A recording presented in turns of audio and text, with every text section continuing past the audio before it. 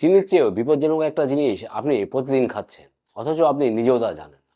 আমরা সবাই জানি রিফাইন চিনি শরীরের জন্য ক্ষতিকর, কিন্তু তার চেয়েও বড় নীরব ঘাতককে আমাদের খাবারের মাঝে লুকিয়ে রাখা হয়েছে, যা আজকাল প্রায় সকল প্যাকেটজাত খাবারের মধ্যে রয়েছে। এটি কতটা বিপজ্জনক তা আপনি এই কথা থেকেই বুঝতে পারবেন। সাধারণ রিফাইন চিনির গ্লাইসেমিক ইন্ডেক্স যেখানে 65, সেখানে এটির গ্লাইসেমিক ইন্ডেক্স 85 থেকে 136 পর্যন্ত হতে পারে। তার মানে এটি খাওয়ার সাথে সাথে রক্তে গ্লুকোজের বন্যা বয়ে যায়, অগ্নাশয় থেকে তীব্র ইনসুলিনের স্পাইক হয়, যা আপনাকে খুব দ্রুত টাইপ 2 ডায়াবেটিক্স, ফ্যাটি লিভার এবং স্থূলতার দিকে ঠেলে দেয়।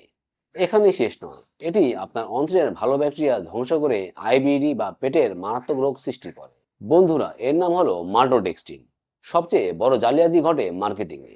কোম্পানিগুলো প্যাকেটের সামনে বড় বড় করে লেখে নো সুগার বা সুগার ফ্রি। সাধারণ মানুষ ভাবেন প্যাকেটটি স্বাস্থ্যকর, কিন্তু প্যাকেট ঘুরিয়ে পেছনের ইনগ্রিডিয়েন্ট লিস্টে চোখ বুলালেই দেখতে পারবেন এই মাল্টোডেক্সট্রিনকে। বাচ্চাদের ফর্মুলা দুধ, হেলথ ড্রিঙ্কস, প্রোটিন বার, চিপস, কর্নফ্লেক্স, ইনস্ট্যান্ট নুডলস, প্যাকেটজাত স্যুপ, আইসক্রিম থেকে শুরু করে প্যাকেটজাত প্রায় সব প্রসেস ফুডে এটি ব্যবহার করা হচ্ছে খাবার ঘন ও সস্তা করার জন্য।